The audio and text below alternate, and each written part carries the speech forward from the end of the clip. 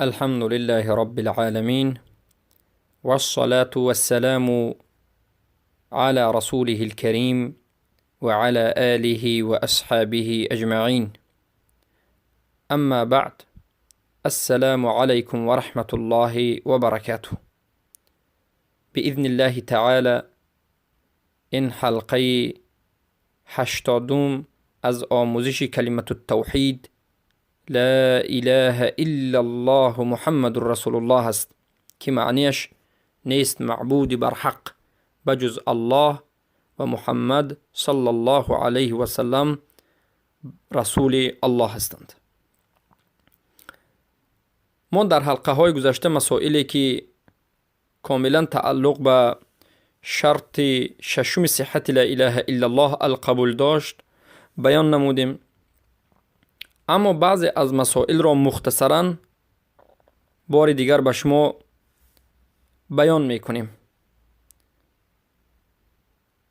و این موضوعی که ما الان به شما صحبت میکنیم موضوع های مختلف است، اما به حالت اختصار به شما ذکر کرده می شود از سبب مهم بودنش و مسائل بینهایت ضروری و تعلق داشتنش به شرط ششم کلمة التوحید.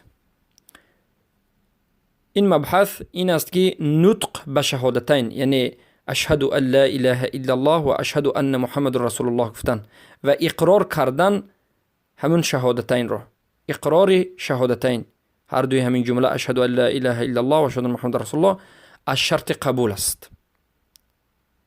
حتما باید بدانیم که همان وقت قبول در نزد الله سبحانه و تعالی و در نزد شریعت مقبول می شود که همین دو لفظ، دو شهادتین اشهد ان لا اله الا الله و اشهد ان محمد رسول الله صلی الله علیه وسلم با زبان گفته شود. و بر این مسئله به اصل مسئله حدیث دلالت می کند که رسول اکرم صلی الله علیه وسلم گفتند من قال لا اله الا الله. این حدیث در بخاری و در مسلم چندین مرتبه تکرار شده است، در بعضش در آخرش مخلصا من قلبه و غیر ذلك آمده است، لیکن مهم اول حدیث است که رسول الله صلی الله علیه و سلم میگند هر کسی که بگوید لا اله الا الله، یعنی به زبانش لا اله الا الله را بگوید، این دلالت میکند که هر کسی که به زبانش لا اله الا الله را نمیگوید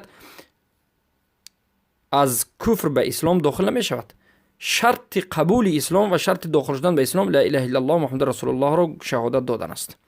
یا که حدیث دیگر که حدیث سه است که رسول اکرم صلی الله علیه و سلم میگند امرت ان اقاتل الناس حتی یقولوا، من امر شدم از جانب الله، امر کرده شدم که مردم را به قتل رسانم، بکشم تا این که بگویند لا اله الا الله، نیست معبودی بر حق بجز الله.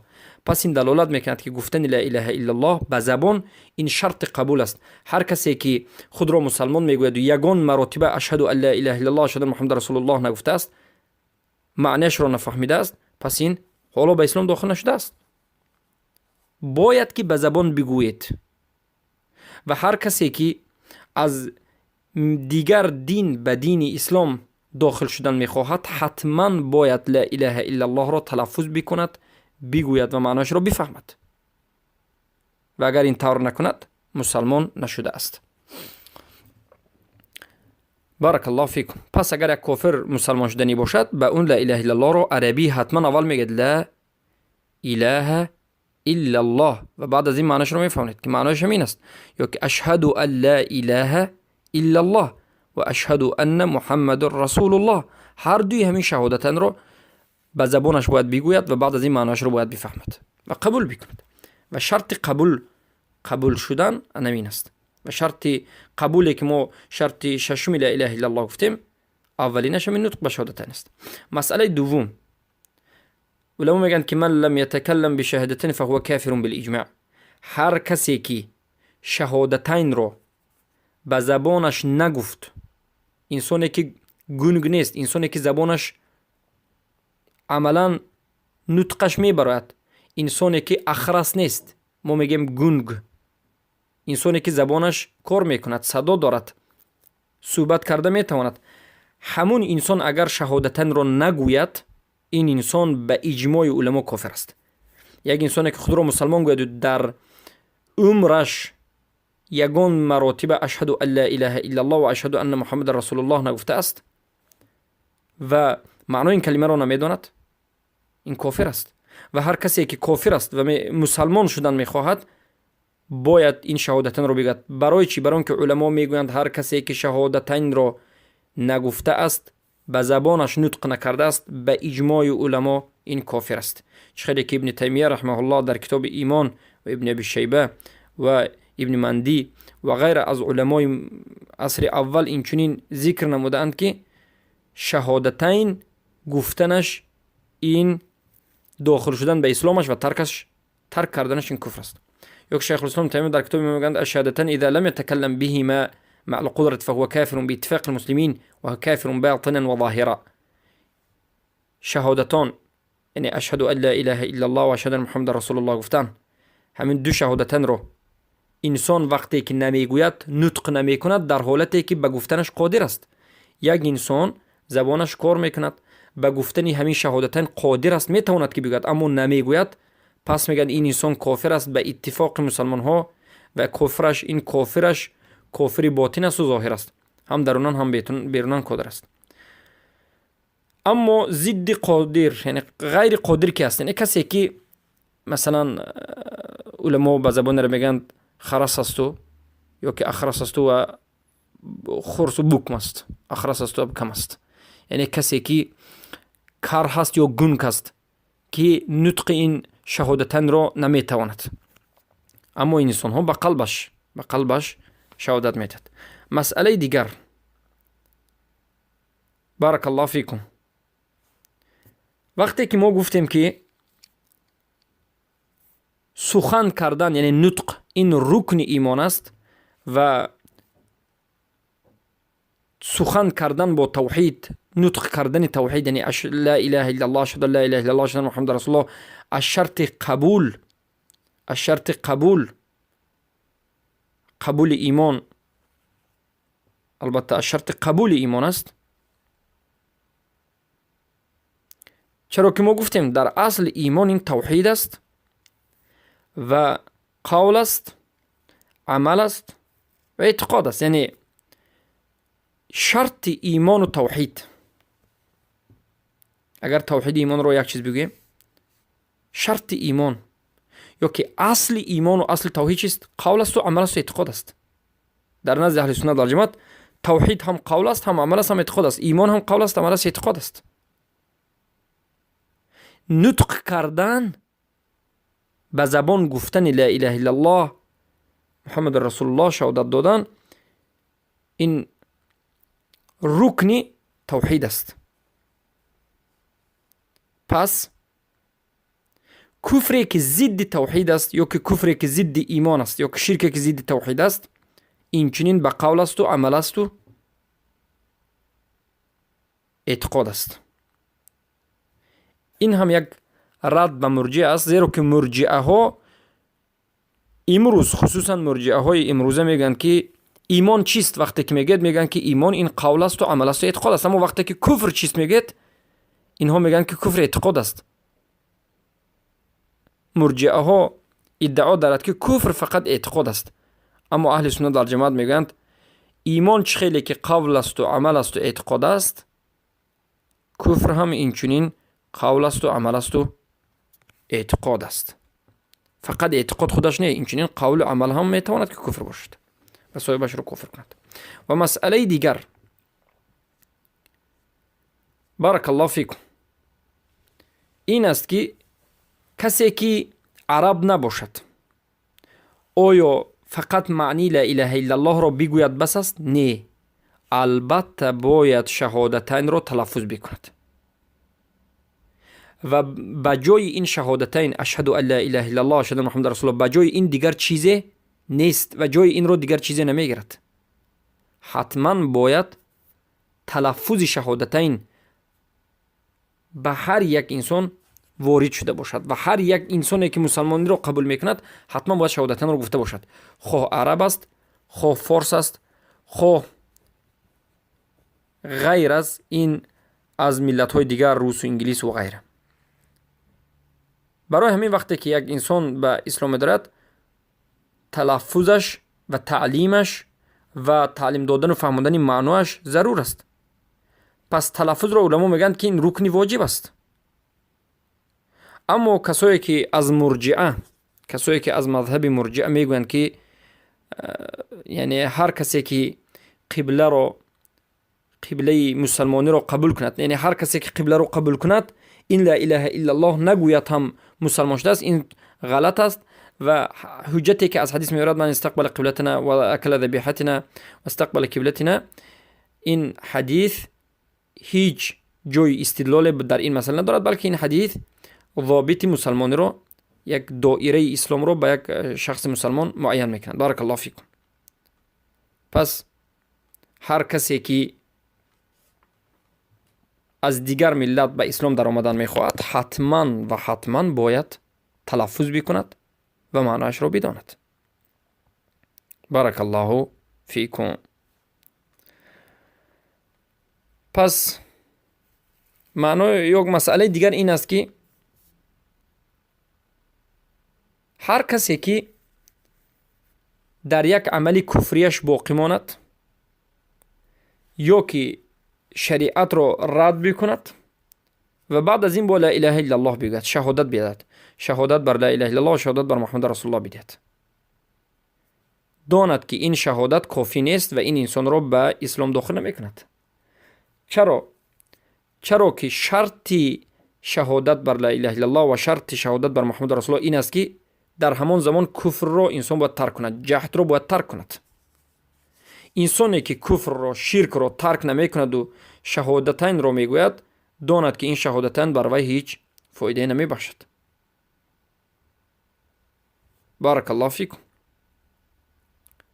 خیلی که در فتح المجید و فتح الباری حلبی میگوید که لو قال الوثنی لا اله الا الله وكان يزعم أن الصنم يقربه إلى الله لم يكن مؤمنا حتى يتبرأ من عبادة الأصنام. اگر یک وثنی، یعنی کسی که غیر الله را می پرستد، یعنی مشرک، اگر یک وثنی مشرک لا اله الا الله بگوید، یعنی لا معبود بحق الا الله، کلمت التوحید را بگوید، نطق بکند و بعد از این ادعا بکند و بعد از این عقیده داشته باشد که صنم، یعنی یک بت، یک هیکل، یا انسان را به الله نزدیک میکند، به همین عقیده اش این مؤمن نیست و به گفته شهادتینش کم مؤمن نیست تا همان زمانی که از همین بت پرستیش ترک دست کشد. یعنی وقتی که انسان شهادتین را میگوید باید در همان زمان شرک را ترک کند. بارک الله فیکم. پس مسئله دیگر این است که نطق کردن به شهادتین به انسان، به صاحبش منفعت نمی بخشد، فایده نمی بخشد، مگرم به دو امر، مگرم به اجرا کردن دو چیز. اولا عمل کردن به مقتضا و طلبات و لازمیت های کلمت شهادت لا اله الا الله و انقیاد داشتن، پابرجا بودن بر عمل و شرط هایش را به جا آوردن و کفر ورزیدن بر طاغوت. این اولین چیز، اولین امر همین است، عمل کردن به معنا و طلبات های لا اله الا الله و التزام کردن به لا اله الا الله و مقتضیاتش، انقیاد و پابرجا بودن به طلبات های لا اله الا الله و شرطهایش رو کاملا به جا آوردن و کفر ورزیدن بر طاغوت. اگر یکی از اینها نباشد در انسان کافر می شود و نباشد لا اله الا اللهش پوره نیست، شهادتینش پوره نیست. دومینش عدم الاتیان بناقض یفسدها و یبطل مدلولها و معناها و قطعها، شکننده لا اله الا الله را ترک کردن، شکننده لا اله الا الله را به جا آوردن. وقتی که طلباتهاش رو، عملهایی که لازم بود انجام دادید، باید عملهایی که ترک کردنش ضرور است باید اونها را ترک بکنید و شکننده های لا اله الا الله را دور بکنید و ترک نمایید و در این حالت لا اله الا الله و شهادتن برای انسان قبول میشد و برای انسان فایده میبخشد. مسئله دیگر این است که باید هر یک من شما بفهمیم که فرق یک انسان به اسلام در آمدنش و به حکم این که همین انسان در اسلام باقی میماند فرق دارد. یعنی این یک مسئله نازک است. این دو مسئله است. مسئله اول حکم کردن یک انسان به اسلام داخل شدنش. ما میگیم یک انسان به اسلام داخل شد، این یک حکم دارد و همین انسان در اسلام باقی ماندنش، استمرار دوامناک ماندنش، این یک حکم دیگر دارد. برای من میگن فرق دارد، بین هم دیگر فرق دارد. یعنی وقتی که یک انسان اشهد ان لا اله الا الله و اشهد ان محمد رسول الله را گفت، عربی تلفظ کرد، معناش رو فهمید، قبول کرد، این انسان به اسلام داخل شد. این انسان به اسلام داخل شد، به همین گفتن شهادتن به اسلام داخل شد. اما همین کلمه رو وقتی که گفت به اسلام داخل شد، تمام است، دیگر عمل کردن شرط نیست، همین خیلی باقی میماند یا خیر یا نه؟ البته نه. هر کسی که اشهد ان لا اله الا الله و اشهد ان محمد رسول الله گفت به اسلام داخل شد، اما به همین بس نیست، بلکه باقی مانده از عملهای دیگر است که باید انجام بدهد. و برای اینکه ما این رو مسلمانی حقیقی بگوییم و استمرار مسلمانی دوامناک حکم بدهیم، باید عمل بکند. اما کسی که اشهد ان لا اله الا الله میگد و اشهد ان محمد رسول الله میگد و بعد از این عمل انجام تماما عمل نمی کند، یا که نماز نمی خواند، یا که زکات نمی دهد، یا که شرک رو ترک نمی کند، کفر بر طاغوت و غیره نمی کند، این انسان می گردد باز کفر می شود و مرتد می گردد. پس برای داخل شدن به اسلام و حکم کردن یک انسان که این مسلمان شده است، فقط کافی هست که نطق بکند، کافی هست که شهادتن را بگوید. یعنی وقتی که یک انسان شهادتن را گفت، ما میگیم این مسلمان است. اما برای استمرار اسلامش و حکم کردن بر همین معین یک انسان که همین انسان مسلمان است، لازم است و واجب است که شرط های التزام رو، این دو شرطی که در بالا گفتیم، اینها رو همش رو به وجود بیارد و از شکننده های اسلام باقی ماند، از شکننده های اسلام خودش را دور بگیرد. بارک الله فیکم. و مسئله دیگر این است که در همین مسئله مرجئه ها مخالف اهل سنت برآمدند. مرجئه ها مخالفتشون این است که مرجئه ها میگند هر کسی که شهادتین رو، یعنی اشهد ان لا اله الا الله و اشهد ان محمد رسول الله را نطق بکند،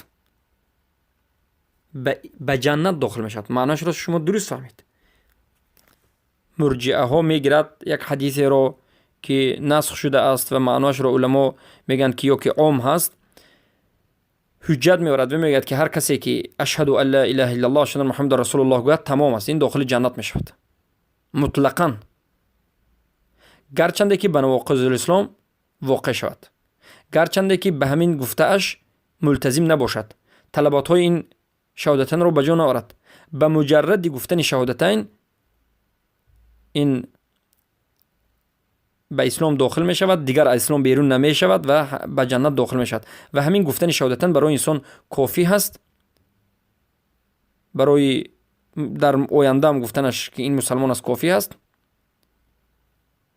و داخل جنت می شود. این عقیده مرجئه است. شما دانید، خوب بدانید که این عقیده باطل است و عقیده مرجئه است.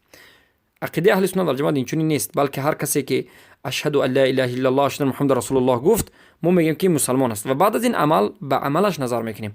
وقتی که طلبات های لا اله الا الله رو به جا آورد، وقتی که مقتضا و التزام به لا اله الا الله کرد، وقتی که از کفر بر طاغوت از اون دیده شد، کفر بر طاغوت رو انجام داد و بر طاغوت کفر ورزید، شروط های لا اله الا الله رکناش رو به جا آورد و از شکننده های اسلام خودش رو دور گرفت، بعد از این مسلمان می شود. اما وقتی که این عمل ها رو انجام نداد، البته بعد از یک مدت معین باز مرتد می شود. و البته در این مسئله ما در حلقه گذشته به نهایت در ردها زده ایم، ردها گفته ایم و ان شاء الله در حلقه آینده شاید باز ان شاء الله در این مسئله سخن بکنیم. اما جهمی ها باشد، یعنی مرجعه الغلاة جهمیه، پیروان جهم ابن صفوان میگن که تصدیق کردن به قلب این کافی است، اما نطق کردن به لا اله الا الله شرط نیست. نطق کردن شرط نیست میگد، یعنی کسی که اشهد لا اله الا الله اشهد محمد رسول الله نگوید هم به قلبش داند که همین دین حق است یا که الله وجود دارد، پس ما این انسان رو حکم به اسلام میکنیم و شکننده های اسلام رو به جا بیارد هم و سخن های کفری بگوید هم، عمل های کفری کند هم، این انسان کفر نمیشود.